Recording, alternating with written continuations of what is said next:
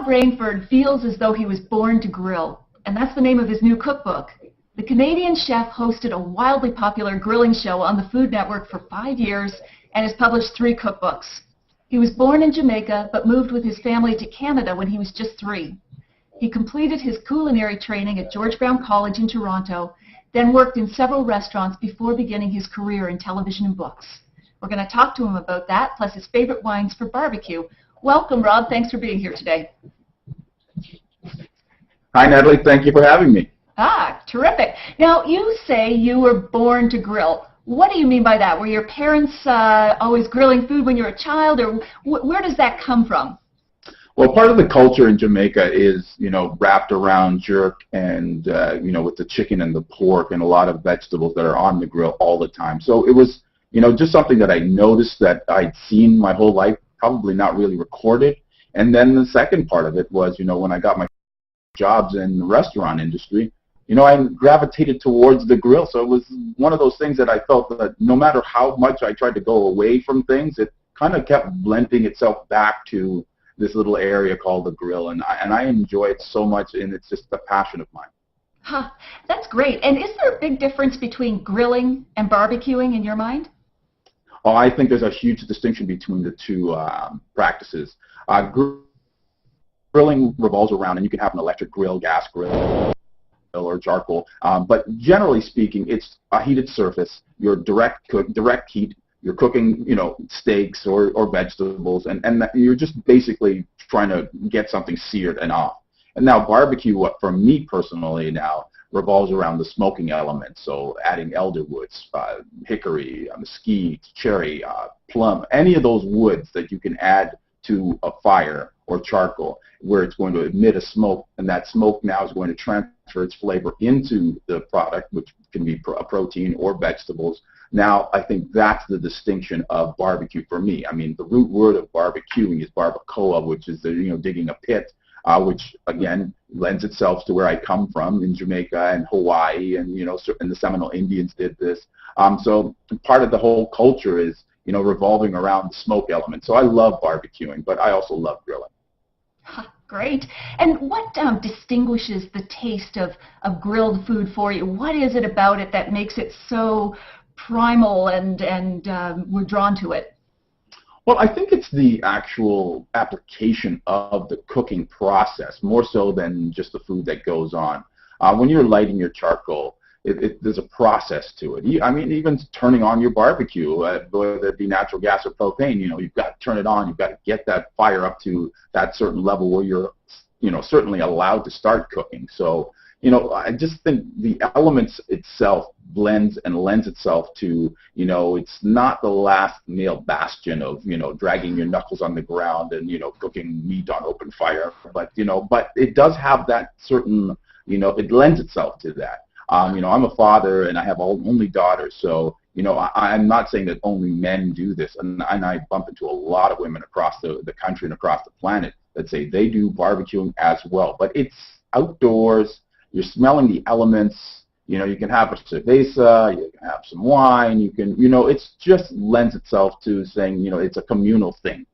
Absolutely. That's what I love about it. Terrific.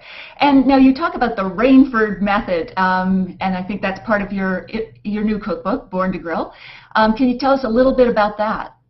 Well, the Rainford method to me is basically a deconstruction of a recipe where I strip it down to its bare essentials. So, here's a shopping list. Here are the items that you're going to need to get. Here's what you're going to have to do with them, i.e. the marinating process or dry rubbing. And then, here's your call to command now. Here. Let's light our barbecue. If it's a charcoal, let's set up. You've got 45 minutes set up on that. If it's natural gas propane, you got about 15 minutes set up. Are we going to cook direct heat, indirect heat? And now taking you through the process, this will take you X amount of time. How to get those beautiful hatch marks, putting it on 12 o'clock, turning it to 3 o'clock. So the Rainford method to me is the methodology. It's the direction. But I like to say to anyone who buys the book is that you've got that voice, which is my voice. I could be your older brother. I could be your baby brother. I could be your father. I could be your grandfather. But I'm here with you. I'm talking to you. So you have a call to action. So the Rainford method is just me over your shoulder helping you out through this process. That sounds like a lot of fun. And when you're over our shoulder, are you also recommending wines for all barbecued or grilled foods? Like, do most or all grilled foods go with wine, do you think? I think, generally speaking, if I were to make that blanket statement, for sure. I mean, I think it's a real individual, just like wine. It's individual. So if you like a certain wine, and remember, I don't think we belong to the school where it's old school, where, oh, white goes with fish and chicken and red goes with it. It's up to you. You get to pick. I get to give you some suggestions, but by the same token, please feel free to disregard them and go in your own direction. Because I think we can break more of the rules when it comes to grilled food. So like grilled seafood especially, it takes on that sort of more robust flavor, and you can get into the red wines that way through that method of cooking. Yes, most definitely. And I do believe that smoking element, that grilling element, that earthiness lends itself to the tannins in a lot of red wine. So it's not going to fight against it. And that's the biggest issue I have with, anyone who says, I'm going to do the perfect pairing for you. You have to know that person, preference, and then take it to the next level. Does it really lend itself to the particular food that you're cooking? So, again, as a chef, we have to go through the wine experience, and we want to make sure that everybody understands it on that level, but by the same token, it's a really individual thing. And what do you think is the toughest grilled or barbecued food to match with wine? What has been the most challenging one for you? You know what? I don't think there's a big challenge on that per se. I mean, the elements that are in play are, if it's a piece of fish and, it could potentially stick on the grill. Those are the issues. It's a technical thing, but if it gets off the grill, it's going to match up well with any wine that you put it with. You know what I mean? I like your approach. That's the beauty. Yeah. Oh, yeah. That's the beauty. Awesome. All right, so today you have picked one of your favorite barbecue grilling wines. Why don't you tell us about this wine? Oh, well, I have my bottle here as well. Excellent. And it's a Ravenwood Zinfandel. And Joel Peterson is the winemaker, and I've met him several times. He's come up to Toronto, and we've done events together. He's one of those winemakers who sort of, when I had the opportunity to have the conversation about the process, we really started to really blend ourselves together. So we were almost finishing each other's sentences. The Teledeschi is basically really earthy. It's got some plum, apricots in there. The tannins are suited so well to pretty much any kind of meat. There's a bit of a blend going on in there. So Syrah in there, the Zinfandel. So it's one of those wines that I really think if I had a piece of lamb, this would go with. Even if I had a beautiful ribeye, this wine goes well with it as well. Terrific. Let's give it a taste, shall we, Rob?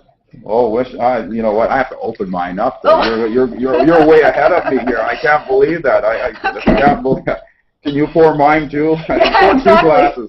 Pour 2 glasses. I'll do it virtually for you. Just pass me the bottle. You'll do it virtually? Yeah, no worries. I know I'm not even looking at the camera right now, but again, when you got to open up on time, you got to go. But this is I didn't realize it was a test. No, it's not a test. Don't worry. It's wine. Let's relax. No, it's open. Okay, good. I think Zinfandel is one of the most barbecue grill-friendly wines on the planet because, picking up on a lot of the things you were already saying, it's got the big, juicy red flavors. It's robust enough to stand up to the flavors, and yet it doesn't have all those, drying tannins that can just add to the perhaps drying flavors of barbecue or grill. So I just think it's perfect with just about everything on the grill. Agreed. Yes, touche, my dear. All right, so give it a taste. Tell me what you get from it. I think that's, oh my goodness, lots of berry flavor. Tons of berries in there. Tons of berries. Wow. And oh my gosh. And it's just a relaxing wine, don't you think? It is. It's not Goes fussy. Down smoothly. No, it's not. No, it's not.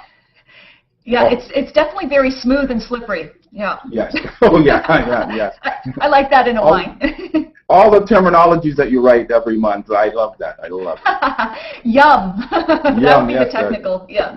Yes. Yum. Well, Rob, thank you so much for being with us today. I'm going to post your website, your cookbooks, Twitter and Facebook so that people know how to reach you, where to find you, and how to get your new cookbook, Born to Grill. Congratulations on that.